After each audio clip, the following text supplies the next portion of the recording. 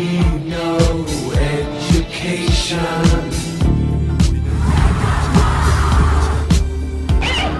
We don't need no thought control.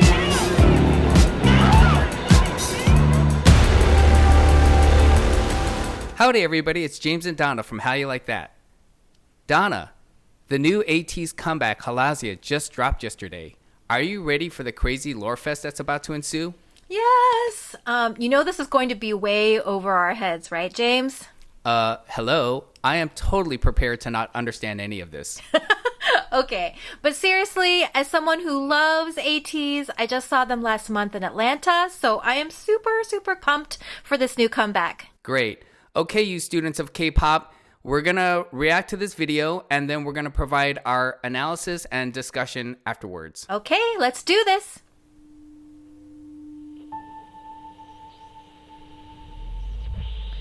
Ooh, it's the golden speakers and golden drums.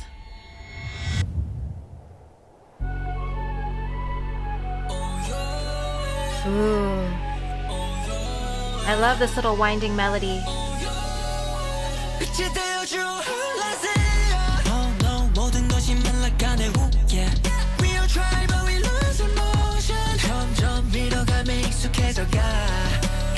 Ooh, I love that! Oh, peekaboo.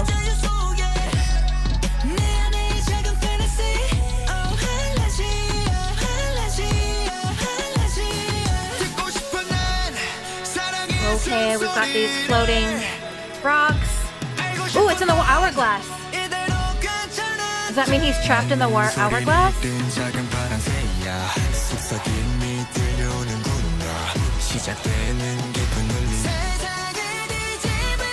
The voice that will overtune the world. I love that. Ooh. Bells.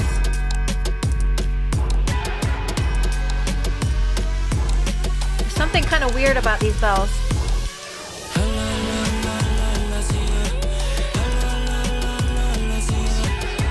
I like this melody.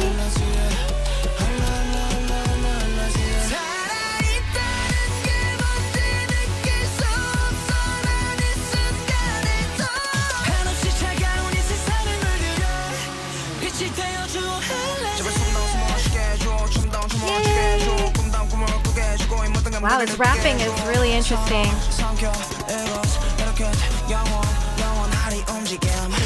Oh.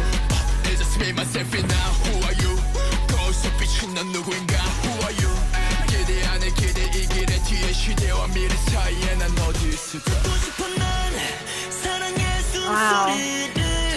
Choreo is just so passionate. Oh, there he is in the hourglass again.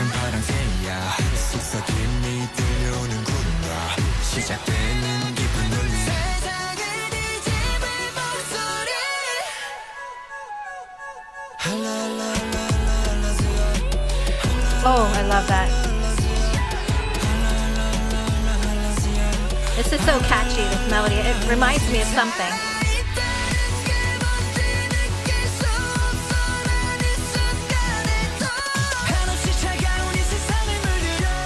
Okay. It looks like it's the new 8. And the black figure is falling backward.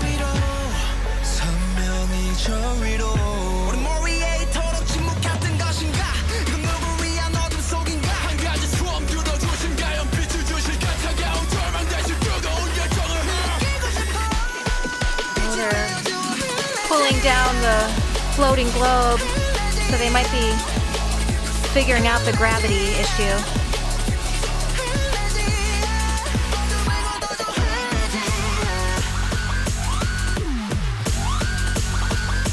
Really interesting electronic sounds going on.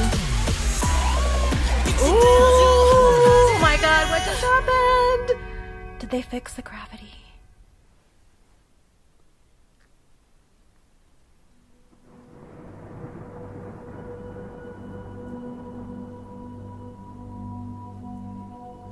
Upside down.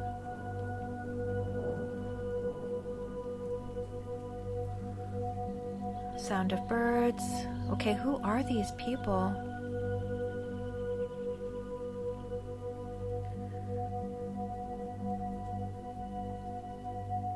That's a little creepy. Yo, Donna. Whoa. Mind blown, can I just say. So what did that all mean? I mean, do you have any sense of what that was? Because that was pretty intense. That was very dense. It had like so many kind of visual references. It definitely had a pretty strong rhythm to it. Their dancing was very energetic and very strong and masculine. There just seems like the thing was loaded with symbolism. So could you talk a little bit about what you saw to kick this off? Holy moly, James. I mean, this is just triggering so many different thoughts in my mind.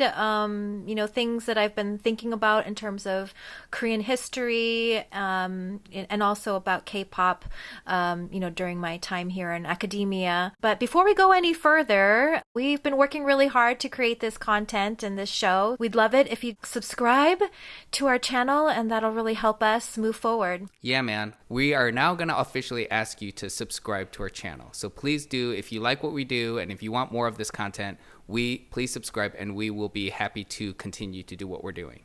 Yes, definitely. So Donna, you're starting your new K-pop spring class in about a week. Are you going to incorporate lore? Because it's really starting to evolve in K-pop. Is this something that's going to find its way into your syllabus? You know, it usually hasn't been in my syllabus, but, I think if we're going to study a group like Ateez or, many of these other lore-heavy groups, I think I'm going to have to start addressing it. And, definitely with a group like Ateez, you have to understand the lore. Then, hence the title, Must Learn Lore. We have to learn a little bit of it to kind of even sort of understand what's going on in this video.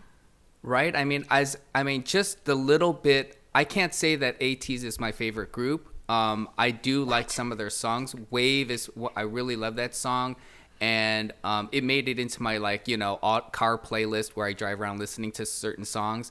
But when I watch some of their videos, I can't help but notice just how very dense and rich the lore that they're creating for this group is, and looking back over the course of earlier K-pop groups, I know that groups have started this and some groups have taken it to different levels, but what's with that scarecrow guy? What's with this big silver ball that's floating up? What's with the broken hourglass and the sand and rocks floating up in the air? No gravity. I know that in Gorilla they had these, what's the black pirates? There's just so much stuff. It is really, really rich with they are not holding back, in my opinion. Yeah, definitely. I mean, Ateez, what really impresses me about them is they're so totally committed to their lore, and you can really just see it. Even if you can't understand it, they're committed because they're just, their choreography, their expressions are so intense, and they're just 100% into it. And I think it, really draws in fans.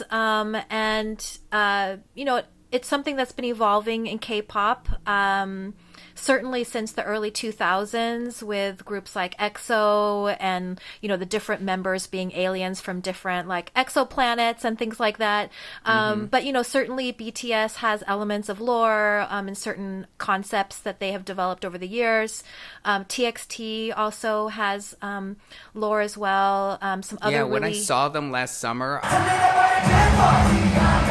I could in the fans at the show that there was evidence of that with these cards that they handed out and the different costume changes they had. It was evident that the fans were really into it. So it reminded me of that. And with Ateez's video, I see references to Orwellian themes of dystopia. And it seems like the lore of Ateez is these members were trying to create some sort of resistance to this oppressive dystopic world, and they were trying to free people of that.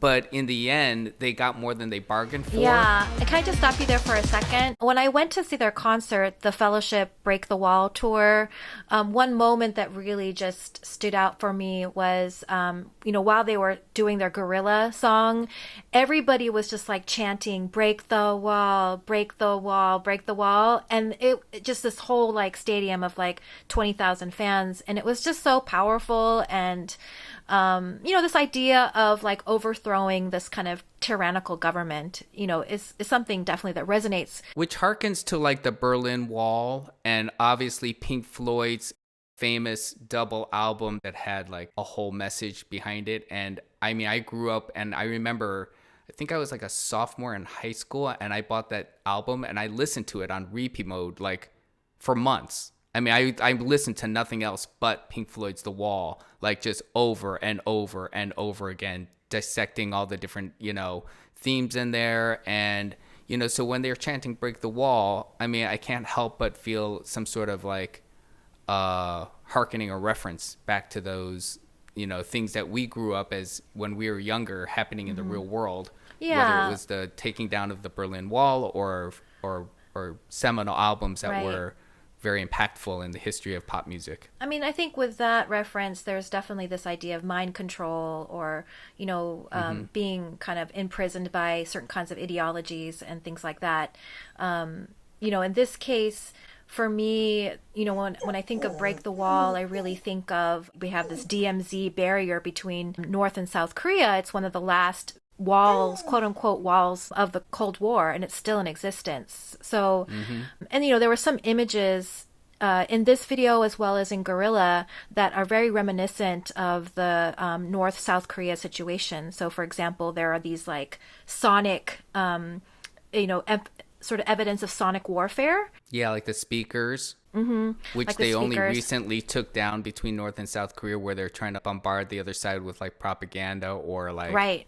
sonic warfare. Exactly. You'd mentioned to me that Kim Gu is a figure in Korea that is tied to like things like liberation and the history of Korea. Do you see any connections here in this video as it pertains to something potentially that historically important in Korea? Yeah, there were some interesting ones. First of all, especially in the earlier video, they were talking a little bit about this idea of freeing yourself from ideology and from tyrannical governments. And Kim Gu was famous for saying that he wanted Korea to be free from outside influences, whether it's coming from the communist side or from this more capitalistic or the U.S. side, the U.S. imperial Imperialist, side. Yeah, so... And Japan as well, right? Right, and Japan as well. And so, yeah, definitely he was a proponent of just liberation and kind of self-determination in general.